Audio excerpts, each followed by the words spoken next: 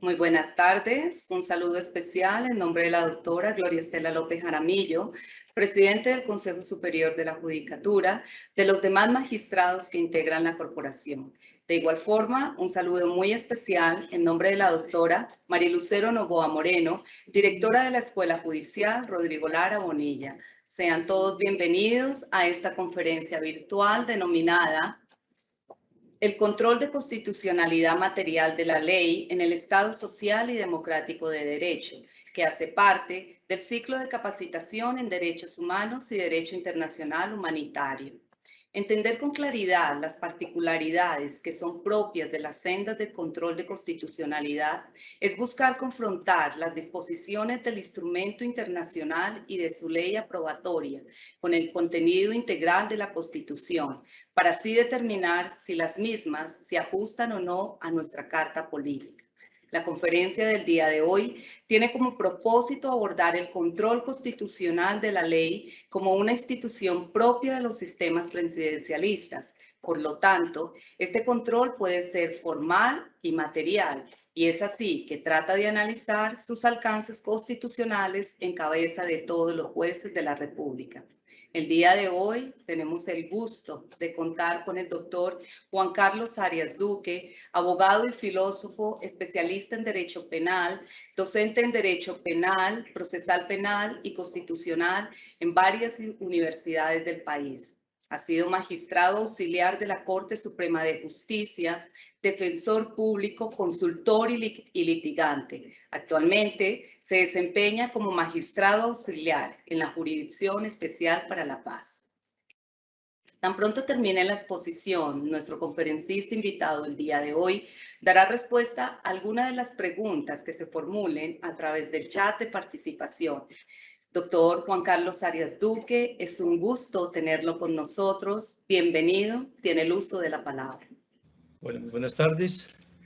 Inicialmente, pues, un saludo a todos y a todas y muchas gracias a la doctora Marilucero Novoa, directora de la Escuela Judicial Rodrigo Lara Bonilla, por esta invitación. También un saludo extensivo a la doctora Gloria Estela López Jaramillo, presidente del Consejo Superior de la Judicatura, lo mismo que a todos los servidores y servidoras judiciales y demás personas que se han conectado en esta videoconferencia. Yo quiero partir de aclarar que esto no es una clase, ni una enseñanza, ni una, digamos, ni una orientación en ningún sentido, sino la invitación a una reflexión a propósito de la situación de los derechos humanos en Colombia y del control material de la ley, y a que pongamos al juez en el contexto del Estado social y democrático de derecho en el centro de esa reflexión. Decimos que uno de los países, generalmente decimos que uno de los países más desiguales del mundo y con una alta violación de derechos humanos es Colombia. Y entonces tenemos que empezar por hacernos una pregunta.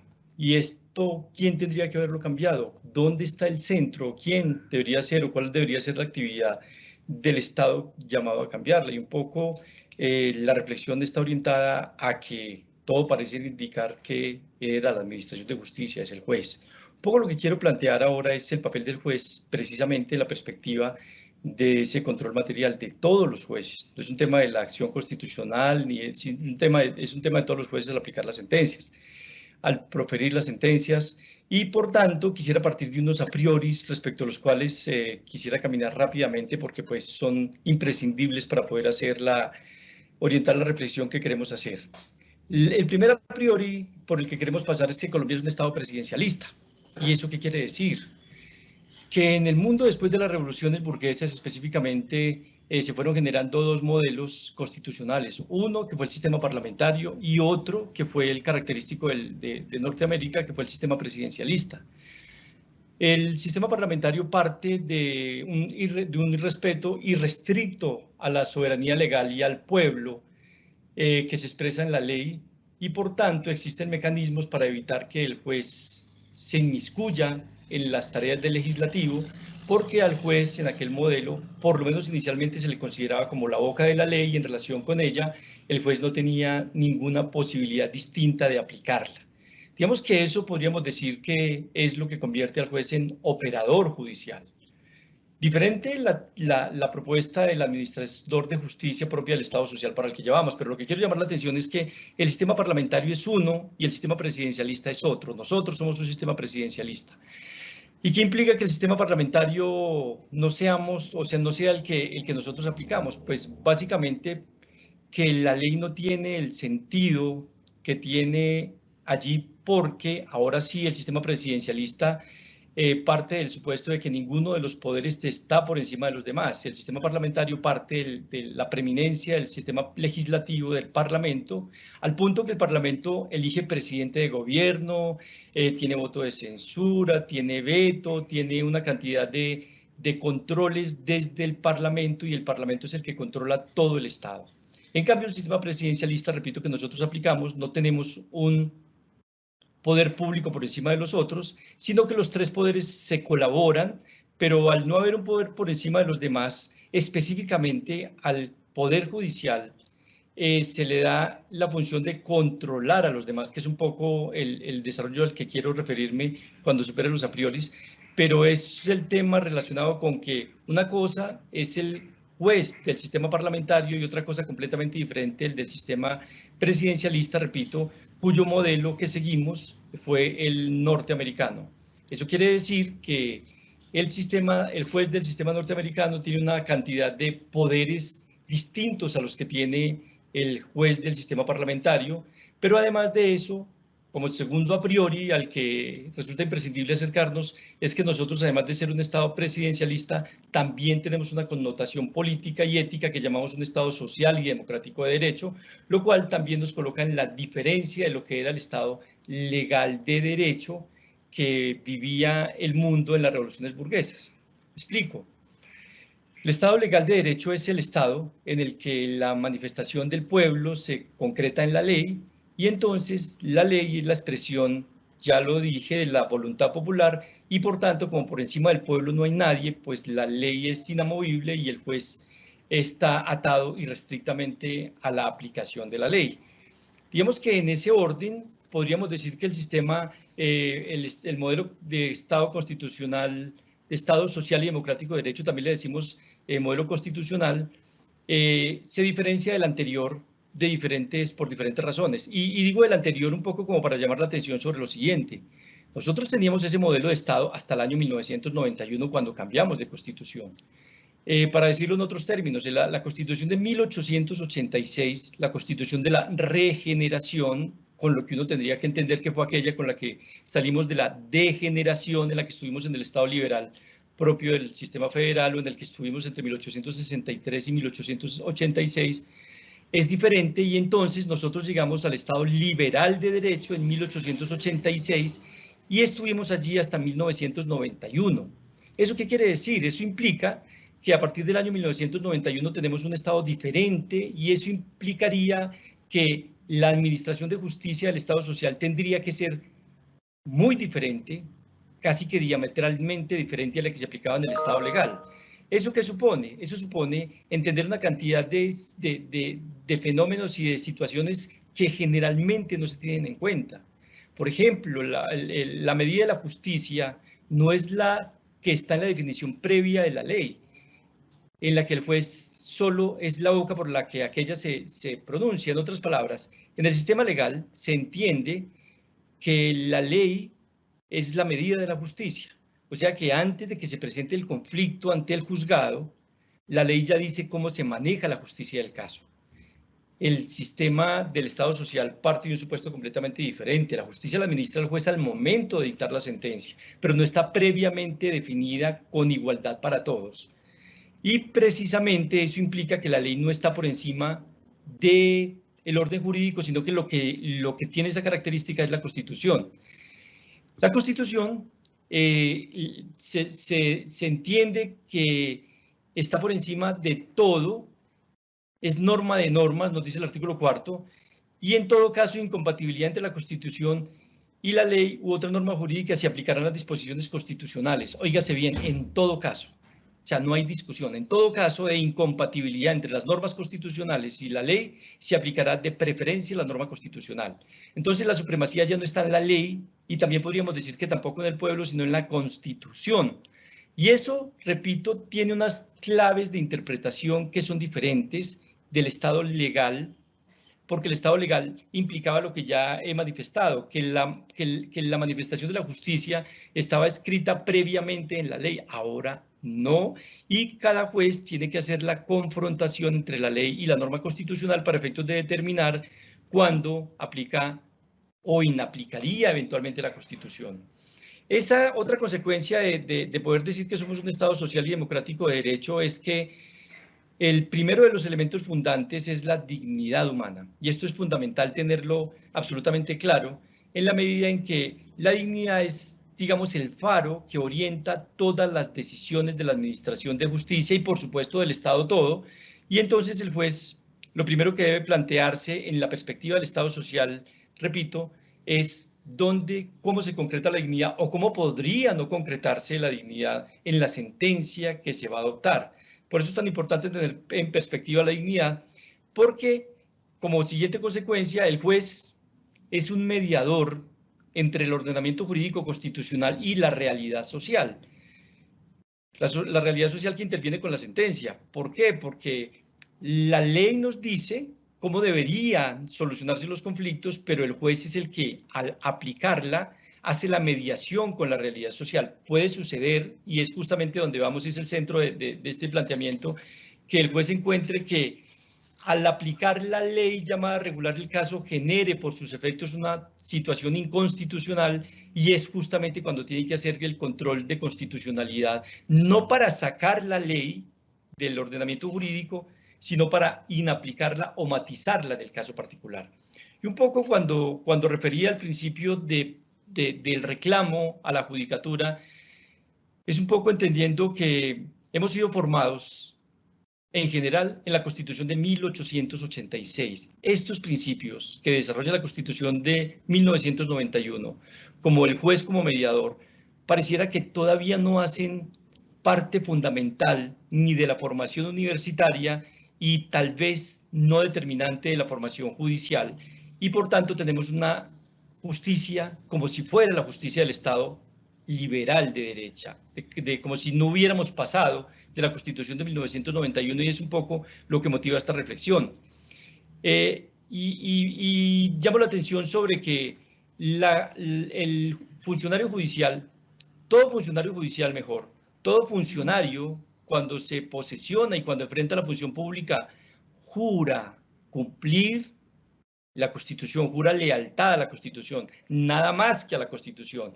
Y esto, digamos, que nos muestra una señal determinante en ese contexto de a quién le sirve el juez. Y un poco con lo que hasta aquí hemos dicho ya en estos a priori, podemos decir que encontramos una diferencia entre el juez del Estado liberal y el juez del Estado social. Que el juez del Estado liberal es un operador judicial, es un operador que simplemente aplica la ley en un ejercicio silogístico.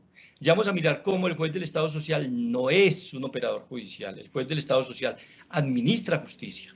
Un poco como para completar esta idea, llamo la atención sobre aquella norma de la Ley Estatutaria de la Administración de Justicia, según la cual en las sentencias se coloca la fórmula de administrando justicia en nombre de la República y por autoridad de la ley. Y con eso quiero llamar la atención en el sentido de que el juez tiene la obligación constitucional y ética de administrar justicia. Lo de aplicar la ley, pues esperaríamos que en tanto la ley, al producir sus efectos en la sentencia, no contradiga la Constitución, pues se puede aplicar. Pero lo que llama la atención es que la fidelidad del funcionario judicial y de todos los funcionarios y de todos los ciudadanos, por supuesto, es con la Constitución. Digamos que esta conclusión, con que quedara clara, quedaría satisfecha la pretensión de esta reflexión, en la medida en que nosotros, como hemos sido formados, decíamos, incluido yo, por supuesto, en el Estado legal de derecho, que implica el respeto irrestricto a la ley, pues tenemos un temor enorme de salirnos de la ley, por más que entendamos que la aplicación de la ley pudiera conducirnos a situaciones de ilegalidad. Pues de eso se trata. La idea es que sean de constitucionalidad. La fidelidad del juez es con la Constitución más allá que con la ley.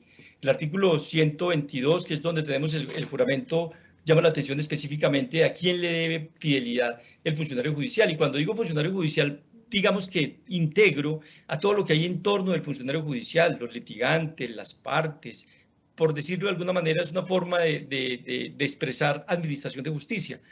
Y en ese orden, el mensaje de poder entender que la fidelidad del juez está con la Constitución más que con la ley, pues por supuesto no es solo para el juez, porque el juez responde a peticiones y en esa medida, pues digamos, esta aclaración, esta advertencia, pues va dirigida también a los que le piden al juez y a los que proyectan su derecho.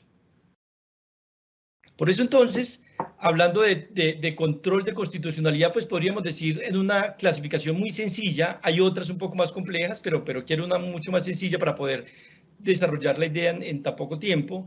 Podríamos decir que el control de constitucionalidad la ejerce todos los ciudadanos y todos los servidores públicos en la medida en que el artículo 4 llama la atención sobre que la Constitución está por encima de todas las normas y es norma de normas y que por tanto la incompatibilidad entre ella y cualquier norma de distinto nivel se aplicará de preferencia a la Constitución. Ahora bien, es un control constitucional, pero hablemos ahora del control judicial a la ley. El control jurisdiccional de la ley, vamos a decir que es lo mismo judicial y jurisdiccional y vamos a renunciar a la discusión en torno a ello. El control jurisdiccional podríamos decir que es de dos tipos, repito, una clasificación muy sencilla que simplemente quiero plantear, y es el control formal y material. El control formal es el control que hace la Corte Constitucional y el Consejo de Estado en relación con la corrección del proceso legislativo. Es la garantía o el cumplimiento de la garantía de los principios de unidad, de identidad, de consecutividad, de unidad de materia, que tiene el proceso formativo de la normatividad de la ley. Digamos que en ese orden el control formal que hace la Corte Constitucional, repito, y el Consejo de Estado en relación de acuerdo con sus competencias, está orientado a determinar si la norma fue concebida de manera constitucional, si se respetaron los pasos. Y el control material también lo hace, digamos, los dos órganos que acabo de mencionar, el Consejo de Estado y la Corte Constitucional, en perspectiva de identificar si ética y políticamente la ley se aviene a los principios constitucionales. Y por eso podríamos decir, en principio, que ese control es concentrado, pero también podríamos decir que ese control es difuso. O sea, en principio, quien hace el control material, jurisdiccional material, es, repito, la Corte Constitucional y el Consejo de Estado, pero también todo juez. Eso es un poco el centro de la reflexión a donde quiero invitar a que se piense, por lo menos, en ese poder que tienen todos los jueces de hacer la determinación, de hacer el análisis de si los efectos de la ley producen una situación inconstitucional. Y podríamos decir que el análisis del control jurisdiccional viene del sistema anglosajón. Hay desde 1700 tal vez experiencias en el sistema, digamos, en ese modelo cultural, en los que jueces intervienen las leyes. Es un poco para diferenciar, digamos, para seguir alejándonos de la propuesta romano-germánica del sistema parlamentario, en atendiendo a que no somos un sistema parlamentario y, repito, por tanto, los principios de control de la ley son diferentes. Decía que en el sistema anglosajón empezamos a ver precedentes desde cerca de 1700, pero tal vez el precedente más importante, el que abre la puerta al control jurisdiccional, se presenta en Estados Unidos en 1803, con el famoso proceso de Marbury versus Madison, en el que la Corte Suprema de los Estados Unidos se pregunta y se contesta diciendo que el juez tiene toda la posibilidad y la facultad de intervenir el cumplimiento de la ley. Y digamos desde allí, desde ese precedente, en el país del norte se practica el control material difuso de la ley. En otras palabras, los jueces, en tanto independientes e imparciales, tienen enormes posibilidades en relación con la aplicación de la ley, con la ley específicamente, de aplicarla, de no aplicarla, de matizarla, porque se entiende, repito, que el juez es un administrador de justicia que tiene ante todo que asegurarse de que la decisión sea justa, entiéndase por justa, constitucional, o entiéndase por constitucional que atiende o que consulta los principios constitucionales. Digamos que un poco la idea de esta reflexión a la que se está invitando con esta ponencia es, ¿por qué no pensar en que nuestro juez tiene realmente las posibilidades de hacer control de constitucionalidad material a la ley, no para retirarla, repito, del ordenamiento jurídico, lo cual coincidiría con el control formal que está constitucionalmente asignado a la Corte Constitucional y al Consejo de Estado, como venimos diciendo, pero sí al considerar que de aplicar la sentencia con la ley o de aplicar la ley a la sentencia que está por proferir, si los efectos de la ley generan una situación que contradiga los principios constitucionales, pues el juez, por el camino más bien del control de constitucionalidad, puede decidir o inaplicarla o matizarla. Digamos que un poco esto como para colocar en perspectiva el control difuso de constitucionalidad material, que es realmente el objetivo de esta reflexión. Y un poco para poner en contexto, pensemos en que el juez, o mejor, en que la sentencia que profiere, toda sentencia que profiere el juez, por lo general, es una especie de bisagra en la que hace una vinculación o una articulación entre los tiempos, entre el pasado y el presente y el futuro. Un poco la primera parte de la sentencia, donde hace la valoración de los hechos, el juez lo que concreta con esa actividad es cómo fue en el pasado o cómo ha sido hasta en el presente la situación. Eso implica poder determinar entonces cómo tendrá que ser en el futuro para que la situación del futuro se produzca consultando, respetando, cumpliendo los principios constitucionales. Eso que hace el juez en relación con las reglas de prueba que aplica, con la valoración probatoria que realizan, digamos, en la primera mitad de la sentencia o en la primera parte de la sentencia en la valoración probatoria, es ocuparse, repito, del pasado y posiblemente del presente. En todas las sentencias, en todas las especialidades, lo que el juez hace cuando produce una sentencia es esa vinculación o esa articulación entre los tiempos de cómo fue y cómo debería seguir siendo hacia el futuro la situación. Un poco lo que implica la decisión hacia el futuro es que el juez tiene que hacer el ejercicio de cómo se proyecta el ejercicio, la dignidad en la decisión, cómo se concreta el principio fundamental, cómo se concreta el principio constitucional para poder determinar si la ley que va a aplicar, si la ley la llamada a regular el caso, pues produce unos efectos inconstitucionales o que hacen que la situación intervenida se torne en violatoria a los principios constitucionales, repito, evento en el cual el juez tiene, no digo la posibilidad, yo entiendo el deber y casi la obligación de aplicar la norma, la sentencia que constitucionalmente corresponda, repito, porque el juez tiene un compromiso con la Constitución que ha jurado respetar, cumplir lealmente, mas no con la ley. O sea, un poco lo que estoy diciendo es que el juez que se cree con las manos atadas por la ley en la realidad constitucional que tenemos, no lo está.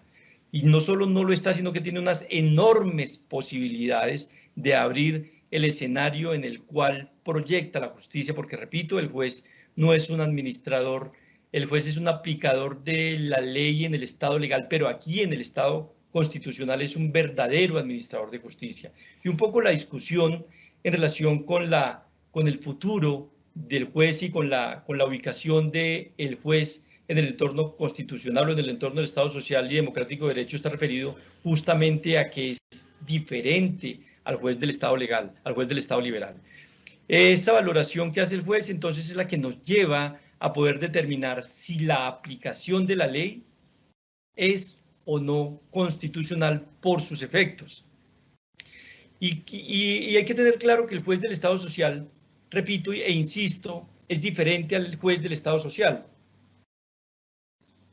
Porque miren cómo había un principio fundamental del Estado liberal o del modelo legal de Estado que partía de la igualdad formal ante la ley. Digamos que uno de los principios revolucionarios, de los principios burgueses revolucionarios de mayor entidad es la igualdad formal ante la ley, que significa que todos tenemos derecho a ser tratados de igual manera, que la ley nos toque de igual manera a todos. Un poco lo que hay que entender del Estado social es que eso está superado en el Estado social. En el Estado social no somos iguales, definitivamente no somos iguales. Y el Estado social parte de un supuesto diferente. Mientras el Estado liberal entendía que todos éramos iguales y vivíamos en paz, el Estado social dice, no, no, aquí hay una cantidad de igualdades formales que quieren ser igualdades materiales, que quieren crecer en derechos. Digamos que para poder entender esto con alguna suficiencia, tendría que mirarse el avance de los derechos sociales, el nacimiento y avance de los derechos sociales a concretarse finalmente en el Estado social y la evidencia de la incompletud o de la pequeñez del Estado liberal que no alcanzó a, digamos, a cobijar los derechos de todos los ciudadanos de la Europa y específicamente de la Francia del siglo XIX, y por tanto la Francia del siglo XIX se batió entre una cantidad de discusiones y de revoluciones precisamente como reclamo de ese pueblo francés pobre, miserable, si se quiere, de cuenta de la evolución de la revolución industrial y de la pérdida del valor de la mano de obra. Y entonces fueron apareciendo con el tiempo los derechos sociales y después fue apareciendo la estructura dogmática del Estado social y democrático de derecho, el cual solo se puede concretar después de la segunda posguerra en el siglo XX.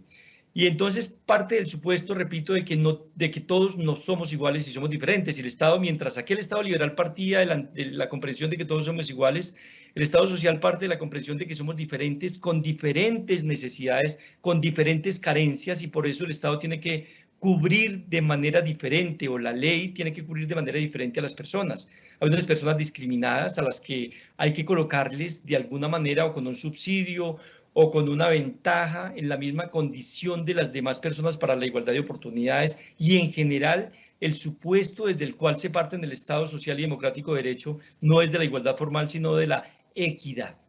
Mientras que el Estado legal o liberal de derecho parte de la igualdad formal, el Estado social parte de la equidad. Y digamos que ese concepto de la equidad es fundamental para poder entender cuál es el papel del juez, o mejor, el papel del juez dentro de la posibilidad o la perspectiva de tratar a las personas de manera desigual, porque de aplicar el mismo rasero, la misma ley, las mismas sentencias para todos los demandantes, muy posiblemente en algunos casos, posiblemente en la mayoría, pero posiblemente en muchos, se estaría vulnerando la constitucionalidad de los fallos precisamente por la diferencia que caracteriza al justiciable, al que va demandando justicia.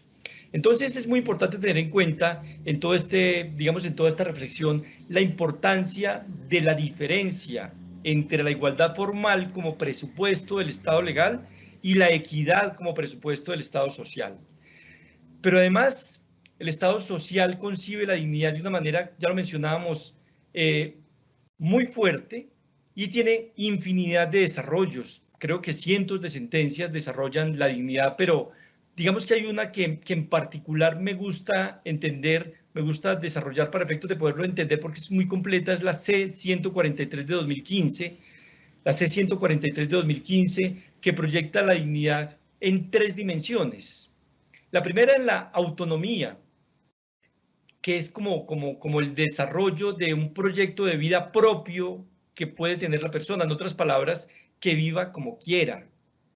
El segundo elemento de esa dignidad es ciertas condiciones materiales concretas de existencia, de aquellas necesidades, del cubrimiento de aquellas necesidades básicas para poder vivir. En otras palabras, el anterior elemento es viva como quiera y el segundo elemento es viva bien, viva dignamente. Y el tercer elemento de la dignidad en esta sentencia es como intangibilidad de bienes no patrimoniales, como la integridad física y moral. Y la sentencia la reduce o la presenta como vivir sin humillaciones. En otras palabras, en esa perspectiva de esta sentencia, la dignidad se concreta en vivir como quiera, vivir bien y vivir sin humillaciones. Digamos que un poco, esto es muy importante poder entenderlo, porque la pregunta que viene detrás siempre cuando se dice, bueno, y si el juez se sale de la ley, entonces, ¿cuál es el parámetro de seguridad jurídica sobre el cual se pudiera desarrollar la actividad judicial? Frente a eso, la Corte Constitucional ha dicho, mire, en principio el problema de la seguridad jurídica no es que sea un valor del Estado social y democrático de derecho.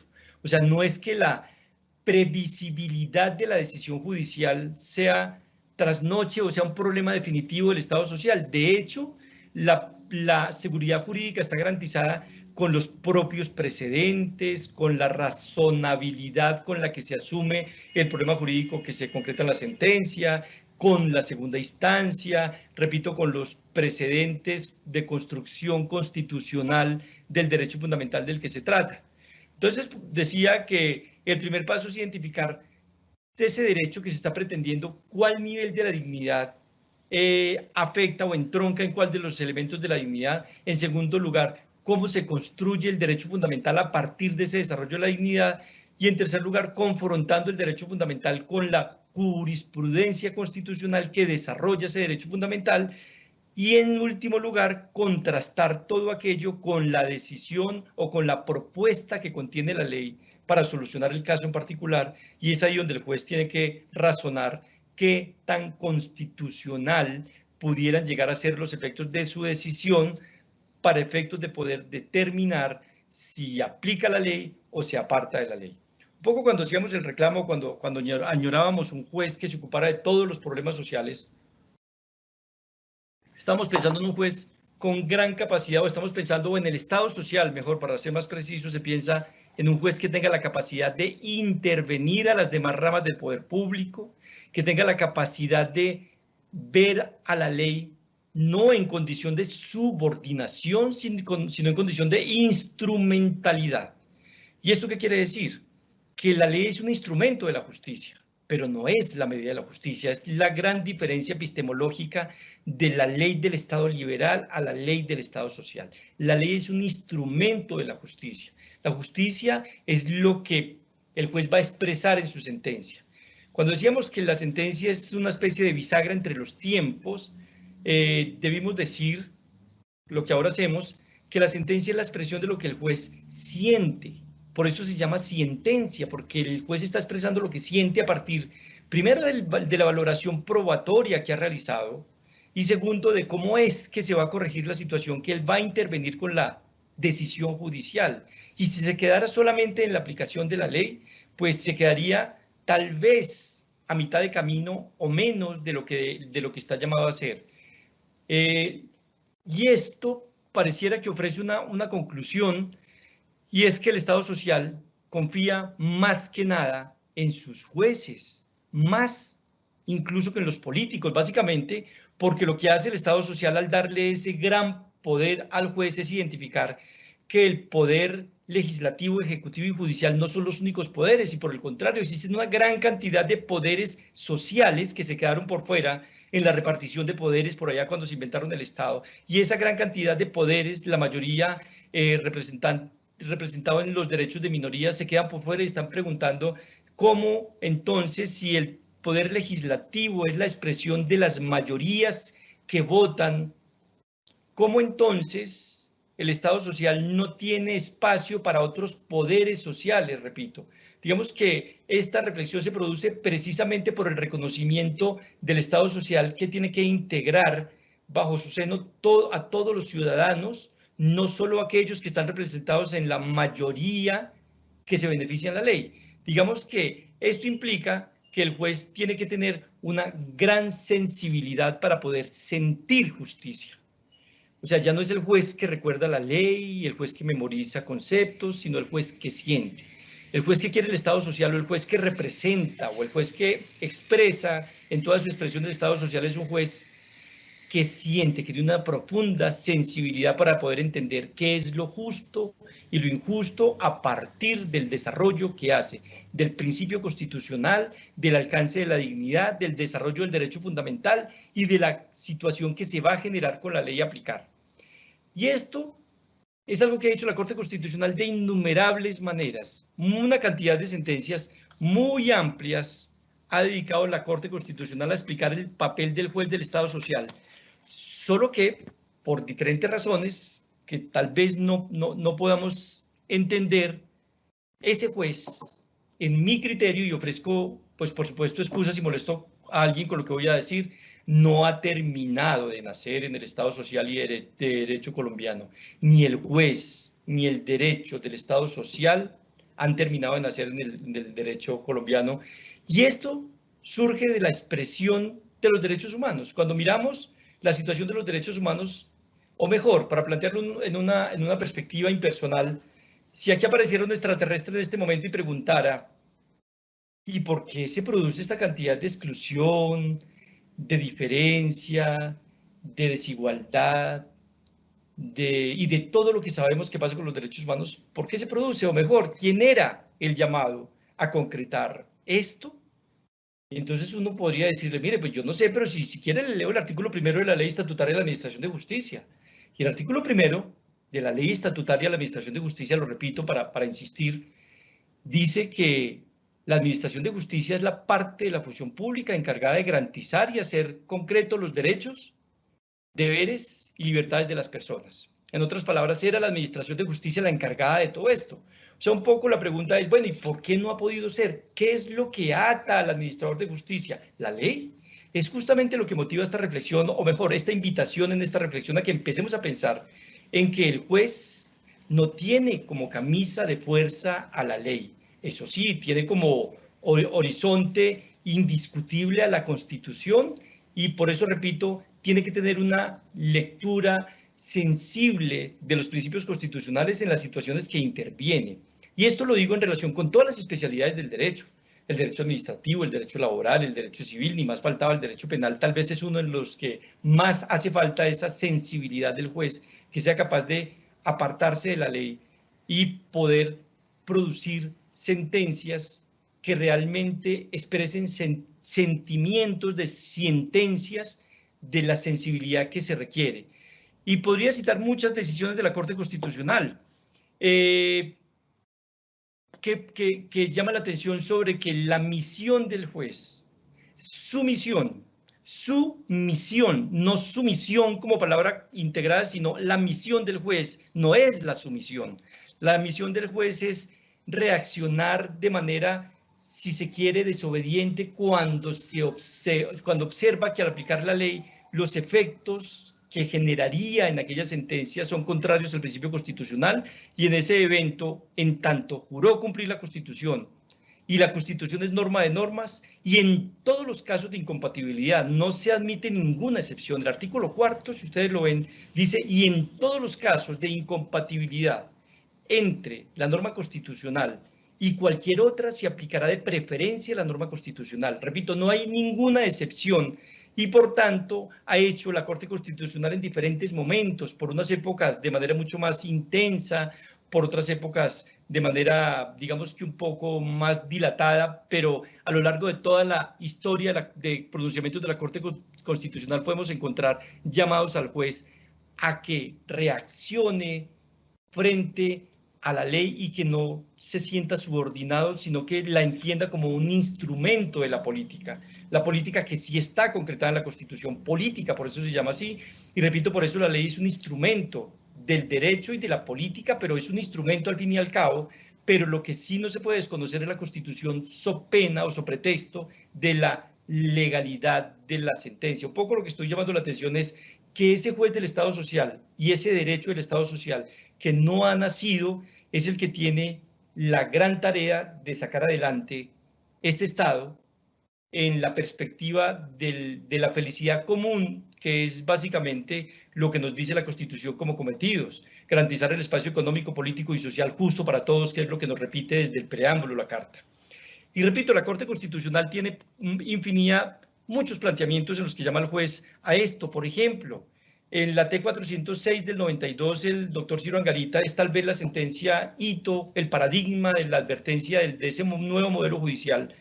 En la T406 del 92 llama la atención sobre que el juez ahora tiene que salirse y abiertamente lo dice, no lo leo para no gastarme el poco tiempo que me queda, pero los invito a que la miren, donde se invita claramente al juez a salirse de ese concepto del Estado legal y a entender que ahora es fiel cumplidor de la Constitución y punto. La ley es un instrumento de la justicia, pero no es la medida de la justicia como si era en el Estado liberal. La C037 del 96, nuevamente, no que sea la siguiente, hay muchas otras, escogí como las más significativas para mi gusto. Llama la atención sobre que cada vez, y voy a leer simplemente la frase con ponencia del magistrado Vladimiro Naranjo, cada vez se reclama con mayor ahínco una justicia seria, eficiente y eficaz, en la que el juez abandone su papel estático como simple observador y mediador dentro del tráfico jurídico y se convierta en un partícipe más de las relaciones diarias de forma tal que sus fallos no solo sean debidamente sustentados desde una perspectiva jurídica, sino que además respondan a un conocimiento real de las situaciones que les corresponde resolver. Un poco porque lo que hay aquí en el fondo, ya terminé de leer, cierro comillas, es cuando el juez se relaciona con la realidad. El juez le coloca, o mejor, al colocarle la realidad a la construcción del silogismo, pues va a tener, o es posible que tenga que cambiar la premisa mayor y, por supuesto, la premisa menor. Pero el juez con esa dosis de realidad a la que llega después de hacer el análisis, la valoración de los hechos y de las pruebas, es cuando tiene que empezar a sentir, a expresar la sensibilidad de ese juez que de verdad quiere aplicar justicia más que la ley. Otra de las decisiones es la SU 768 del 2014. El juez del Estado Social, comillas, el juez del Estado Social de Derecho es uno que ha dejado de ser el frío funcionario que aplica irreflexivamente la ley, convirtiéndose en el funcionario sin vendas, que se proyecta más allá de las formas jurídicas, para así entender la agitada realidad subyacente y asumir su responsabilidad como un servidor vigilante, activo y garante de los derechos materiales. El juez que reclama al pueblo colombiano a través de su carta política ha sido encomendado con dos tareas imperiosas. Uno, la obtención del derecho sustancial y dos, la búsqueda de la verdad. Estos dos mandatos a su vez constituyen el ideal de la justicia material.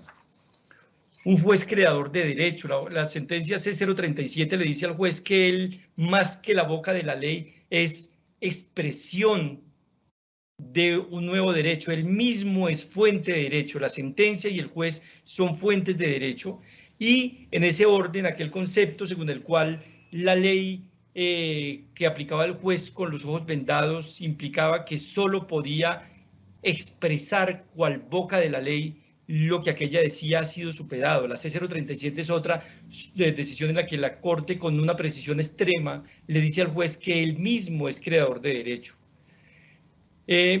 Cuando se discutía en la Corte la interpretación gramatical como una de los mecanismos o de las modalidades de interpretación, y que por tanto cuando el sentido gramatical es indiscutible y no ofrece dudas, no se podía interpretar, cuando la Corte Constitucional hace el análisis de constitucionalidad de aquella norma en la sentencia C054 del 2016, una norma precisamente del siglo antepasado, de cuando comenzaba el estado de la regeneración, dice que las fórmulas de interpretación serán conformes a la Carta Política y que mientras la gramatical sirva para desarrollar principios constitucionales, bienvenida, pero que si obstaculiza la posibilidad de que el juez aplique principios constitucionales, pues hay que buscar otro tipo de interpretación, otra forma de interpretación judicial. Un poco lo que hay, ya para ir concluyendo, un poco lo que hay en el fondo de esta propuesta es que políticamente el juez tiene que entenderse, el juez del Estado Social tiene que entenderse una realidad muy particular, originada en la reducida legitimidad de los partidos políticos, que no tienen ni norte ni una ideología definida, la escasa representatividad del Congreso, que es elegido en buena medida como resultado de empresas electorales, que tampoco concitan a las mayorías, la falta de conexión de la rama legislativa con el pueblo y sus frustraciones, el incremento del poder de la rama ejecutiva, el vaciamiento del poder de las decisiones en favor de los organismos multilaterales que cada vez dejan al Estado con menos capacidad de decisiones porque todo se discute en esos foros. Todos estos fenómenos reclaman del juez del Estado Social y Democrático de Derecho desde el año 91, pero con mayor ahínco, con mayor precisión, con una necesidad, con una mayor urgencia en este momento de la historia del país. Se reclama una judicatura independiente, consciente de que los principios constitucionales y los valores constitucionales están por encima de cualquier otra norma jurídica, entiéndase ley, reglamento, decreto, y por tanto, en cumplimiento de su juramento, la constitucionalidad de sus fallos es lo que lo vincula como obligación ética con su actividad funcional jurisdiccional. Digamos que es un poco las reflexiones que quería compartir. Por supuesto, muchos a priori que merecerían un desarrollo mucho más específico, mucho más amplio, pero básicamente lo que hay en el fondo de esto es una idea, una reflexión en torno de ese juez que no existe aún en general. Por supuesto que seguramente habrá unos conscientes de su papel, no son definitivamente notorios esos jueces, que seguramente, y sé que los hay, pero digamos que un poco la invitación es a que nos pensemos la jurisdicción, nos pensemos en el control material, en la justicia de las decisiones, ese poder y ese nuevo espacio que le dio la Constitución del 91 a la jurisdicción, que todavía no termina de ocupar, y que tal vez es una de las principales fuentes de la situación de exclusión de derechos humanos que tenemos en la actualidad. Un poco la reflexión que quería compartir con ustedes era esa, y pues bienvenida a las preguntas, y aquí estamos para seguir reflexionando. Muchas gracias. Doy la palabra entonces a la doctora Mónica para que coordine las preguntas y siga adelante. Muchas gracias, doctora Mónica. Muchísimas gracias, doctor Juan Carlos, y vamos al fragmento de preguntas de las más relevantes aquí en el chat. La primera, ¿cuáles son las diferencias entre control de constitucionalidad formal y material? Bueno, las diferencias podríamos entender que el control material es en relación con la interpretación de la norma con la Constitución, con los principios y valores constitucionales. Mientras que el control formal está orientado, está concentrado en la constitucionalidad del proceso de formación normativo. Digamos que por eso es tan importante el control material, y por eso estamos fundamentalmente llamando la atención sobre la importancia del control material, porque el control formal, digamos, es que está asignado constitucionalmente a la Corte Constitucional y al Consejo de Estado, mientras que el control material difuso está asignado a todos los jueces. De hecho, y pasé por alto mencionarlo, la acción de tutela contra decisiones judiciales es justamente eso, un control de constitucionalidad de los fallos. O sea, lo que hace alguien cuando propone una acción de constitucionalidad es justamente llamar la atención sobre cómo la decisión confrontada es contraria a la Constitución por alguna razón, no a la ley, sino a la Constitución. Y de hecho, varios de los defectos por los cuales se puede proponer la acción de tutela contra decisiones judiciales está referida precisamente al cumplimiento de los presupuestos constitucionales, de los desarrollos constitucionales, y hay una específicamente dirigida a la omisión en haberse declarado en excepción de inconstitucionalidad. Esto un poco como para llamar la atención sobre que el control formal, y contestando la pregunta, está referido al proceso de producción normativo, mientras que el control material está referido al contraste de la realidad que hace el juez con la ley. Siguiente pregunta, doctor. ¿Cuál es el sentido político de la supremacía de la Constitución frente a los referentes normativos en el derecho colombiano? Bueno, lo que nos dice la Corte Constitucional explicando eso está referido específicamente a cómo esta supremacía constitucional tiene una función directiva e integradora. Eso implica que ninguna norma puede estar ni por fuera ni en desarmonía con la norma constitucional. O sea que el referente de la supremacía constitucional orienta a todo, absolutamente todo el ordenamiento jurídico, y en ese orden lo político está reconocido en que es la Constitución la que nos obliga a todos, la que está por encima de todos, y es por eso que juramos cumplirla, respetarla y acatarla lealmente cuando nos posesionamos, pero lo decía antes, el control de constitucionalidad lo tiene que ejercer toda persona, pero todo servidor público, porque lo jura, pero específicamente por la vía del control material, todo servidor judicial cuando concreta la realidad. Entonces, el referente político, para concluir la respuesta, está orientado a que la Constitución es la única fuente que ilumina el orden normativo y cualquier otra instancia que la oscurezca de alguna manera debe ser inaplicada o por lo menos matizada. Y cuando hablo de Constitución, por supuesto, entiendo o vinculo lo que llamamos el bloque de constitucionalidad que hace o que también relaciona los tratados internacionales que se vinculan por este medio y los derechos que se vinculan por este medio también a la Constitución. Última pregunta, doctor Juan Carlos. ¿Cuál es el papel de los principios constitucionales en la actividad jurisdiccional? Esos principios constitucionales en la actividad jurisdiccional deberían ser la fuente nutricia de todas las decisiones. O sea, no podría haber una decisión judicial que no comience por explicar qué es la dignidad, cómo se desarrolla la dignidad y cómo se concreta en los principios constitucionales y cómo la decisión que se va a adoptar concreta la dignidad y desarrolla el principio constitucional. Esos principios constitucionales están colocados como la piedra angular de la actividad judicial, pero sobre todo reconocidos como el camino por el cual el sistema jurídico y político colombiano tiene una perspectiva ética de respuesta a un Estado social y democrático de derecho que parte de unos supuestos específicos. Y vuelvo y repito y resalto cómo la dignidad es el primero de los elementos fundantes del Estado que ilumina a todos los derechos y a todas las sentencias y a todos los jueces que en su forma de sentir tienen que consultar definitivamente esos principios constitucionales.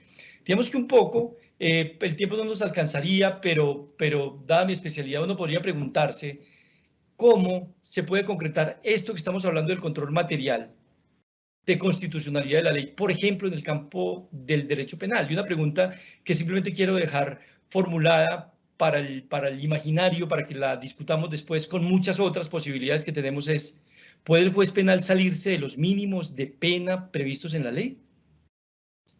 Yo creo que sin duda puede, y es más, debería salirse en muchísimos casos en los que la expresión de la resocialización como derecho se queda perdida frente a las inmensas cantidades de mínimos de pena. Pensemos, por ejemplo, en un delito como el porte ilegal de armas, simplemente como para pensar en cómo se concretaría esto. Cada especialidad del derecho tiene una forma de concretar los principios en las sentencias que se emiten, pero esta es una realidad social que vivimos que tiene que ser interferida por los jueces, porque como repito, es la norma es el Estado social. El artículo 1 de la Administración de Justicia es la que coloca sobre sus hombros la construcción de ese espacio económico, político y social justo que nos es esquivo y cada vez nos es más lejano. Y entonces ese es el referente de los principios constitucionales.